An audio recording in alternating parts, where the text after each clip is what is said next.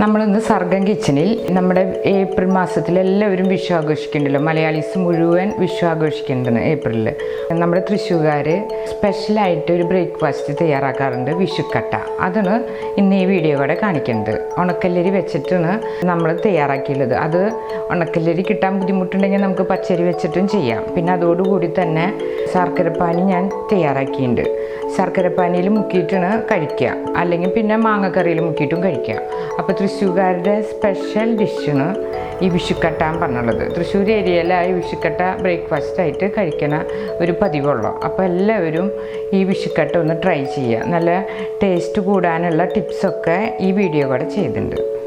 അപ്പോൾ തൃശ്ശൂർകാരുടെ വിഷുവിന് മെയിനായിട്ട് ചെയ്യുന്ന വിഷുക്കട്ട നമ്മൾ ഉണക്കല്ലരി കൊണ്ടാണ് തയ്യാറാക്കുന്നത്. അപ്പോൾ അത് നമ്മൾ കടകളിലും സൂപ്പർ മാർക്കറ്റിലൊക്കെ വാങ്ങിക്കാൻ കിട്ടുന്നതാണ്. വിഷുക്കട്ടയ്ക്ക് ഏറ്റവും നല്ലത് ഉണക്കല്ലരി വെച്ചിട്ട് വിഷുക്കട്ട ചെയ്യണതാണ്. ഇനിയിപ്പോൾ ഇത് കിട്ടിയില്ലെങ്കിൽ ഒട്ടിപ്പിടിക്കാത്ത, അതായത് സ്റ്റാർച്ച് കുറഞ്ഞ പച്ചരി കൊണ്ടും ചെയ്യാം.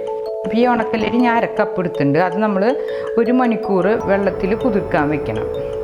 ഇതിപ്പോൾ നമ്മൾ 1 മണിക്കൂർ ഉണക്കല്ലരി വെള്ളത്തിൽ ഇട്ടതാണ്. ഇത് കണ്ട. അപ്പോൾ നല്ല പെട്ടെന്ന് വേവാൻ വേണ്ടിയിട്ടാണ് ഉണക്കല്ലരി വെള്ളത്തിൽ കുതിർത്ത് വെച്ചുള്ളത്. അതിന് വെള്ളം മാറ്റിക്കൊണ്ടുവരാം. ഉണക്കല്ലരി ഇത് വെള്ളത്തിൽ കുതിർത്തിട്ടത് ഇതുപോലെ കുതിർന്നിട്ട് ഇങ്ങനെ നമുക്കപ്പോൾ വേവിക്കുമ്പോൾ പെട്ടെന്ന് വേവും. ഒരു ഇടത്തരം നാളികേരം ഞാൻ ചെരുകി മുഴുവൻ എടുത്തിട്ടുണ്ട്.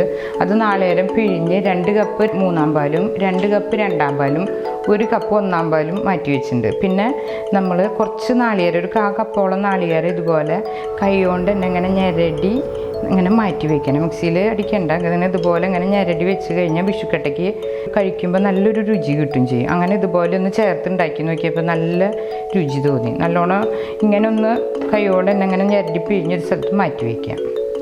അടുപ്പ് കത്തിച്ച് നല്ല കട്ടിയുള്ളൊരു പാത്രം വെച്ചിട്ടുണ്ട്. അപ്പോൾ നമ്മളത് അടി പിടിക്കാണ്ടിരിക്കാൻ വേണ്ടിയിട്ടാണ്.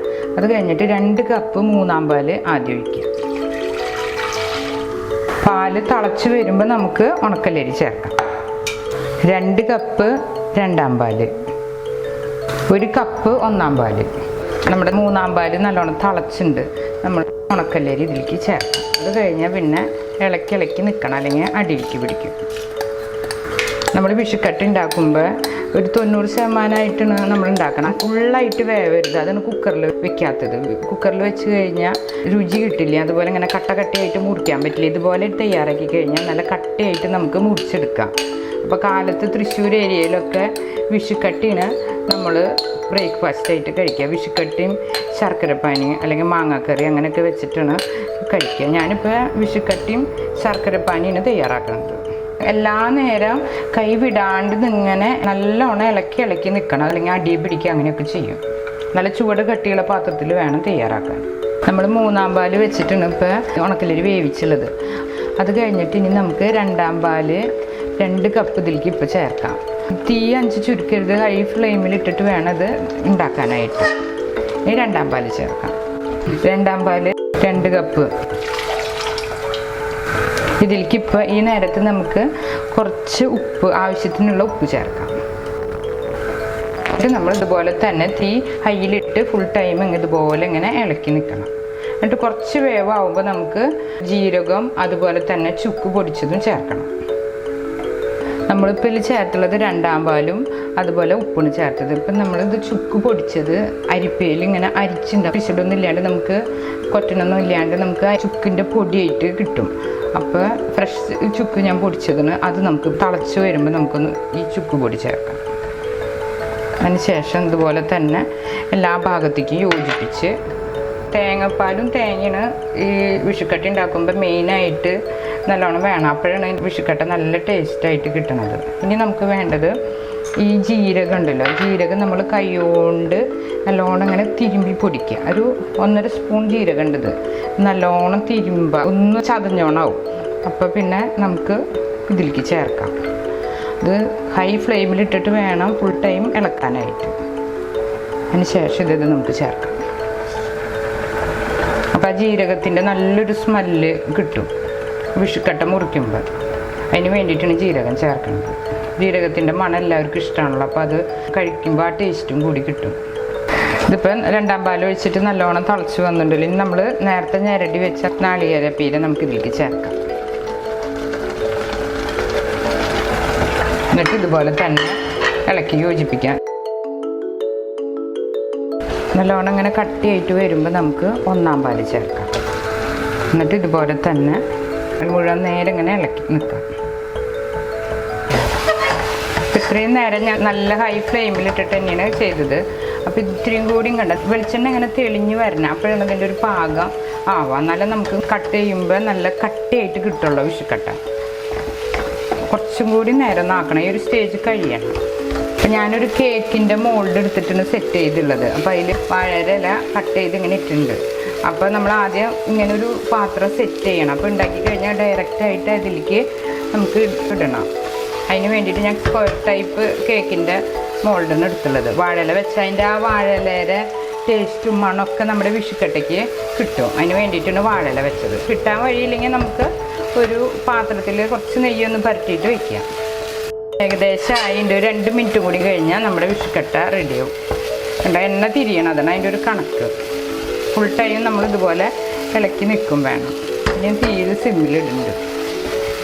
എണ്ണയൊക്കെ കണ്ട ഇതുപോലെ തെളിഞ്ഞു വരുമ്പോഴാണ് ഇതെടുക്കാനായിട്ടുള്ളൊരു പാകമാവണം. കണ്ട ഇതുപോലെ എടുക്കുമ്പോൾ കയ്യിലുമ്പോൾ എന്നെ ഇങ്ങനെ ചിറ്റി നിൽക്കും. ഒന്നാം പാൽ ഒഴിച്ചപ്പോൾ കുറച്ച് ദിവസം പൊട്ടിയൊക്കെ തെറിച്ചിരുന്നു, അതൊക്കെ മാറി ഇപ്പോൾ ഇതുപോലെ ഇങ്ങനെ എണ്ണ തിരിഞ്ഞു തുടങ്ങി. കണ്ട എണ്ണ ഇങ്ങനെ തെളിഞ്ഞ് കാണാം നമുക്ക്. അപ്പോൾ ഒരു പാകമാകുമ്പോൾ നമുക്ക് ഓഫ് ചെയ്ത് നമ്മുടെ കേക്ക് മോൾഡിലേക്ക് ഇടാം. എന്നിട്ട് നമ്മുടെ വിഷുക്കട്ട സെറ്റ് ചെയ്യാം. തീ ഓഫ് ചെയ്ത് ഈ ഒരു പാത്രത്തിലേക്ക് മാറ്റാം.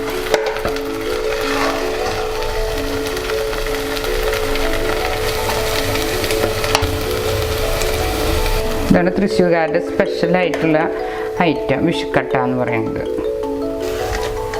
നമുക്ക് ഒരു ചട്ടക എന്തെങ്കിലും വെച്ചിട്ട് ഒന്ന് പരത്തി കൊണ്ടുവരണം.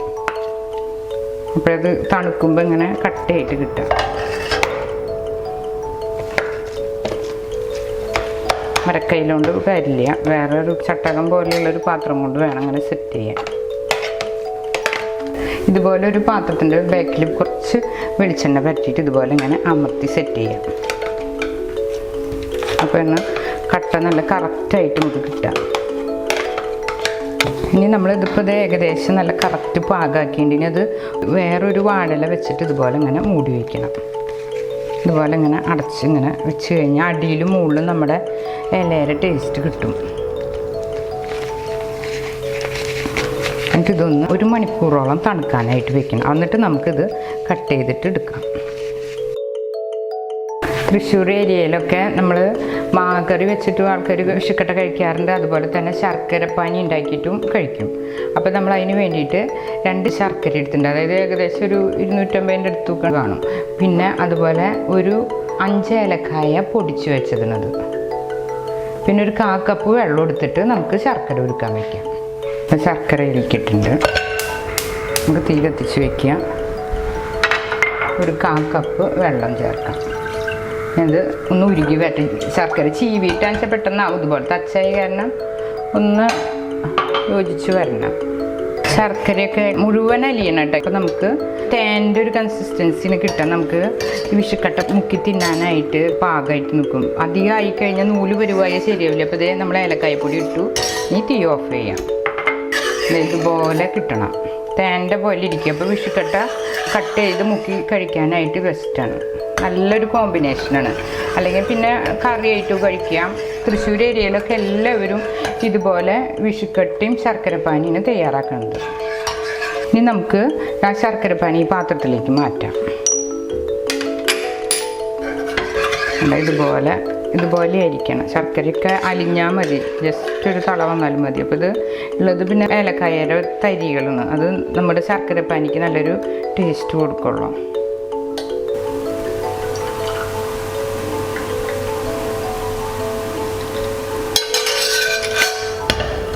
ഇതുകൊണ്ട് നമുക്ക് വിഷുക്കട്ടയം ഇങ്ങനെ ഒഴിച്ച് കഴിക്കാം. ഇതിപ്പോൾ ചൂടാറിയുണ്ട്. അപ്പോൾ നമുക്ക് ഇലയൊക്കെ ഒന്ന് മാറ്റാം. വേണ്ട, ഇതുപോലെ ഇലയുടെ ടേസ്റ്റും കൂടി കിട്ടാൻ വേണ്ടിയിട്ടാണ് ഇല വെച്ചത്. ഇനി നമുക്ക് എന്താ അത്രയധികം ചൂടാറിയിട്ടില്ല. ഞാൻ വീഡിയോ എടുക്കാൻ വേണ്ടി പെട്ടെന്ന് എടുക്കുന്നതാട്ടോ. ചൂടാറുമ്പോൾ ഒന്നും കൂടി കട്ടയാവേണ്ടതാണ്. ഇനി നമുക്കിത് പാത്രത്തിലേക്ക് മാറ്റാം.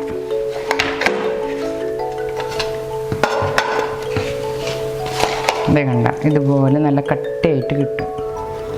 അപ്പോൾ നമ്മുടെ വിഷുക്കട്ട നമുക്കിതിനി കട്ട് ചെയ്യാം.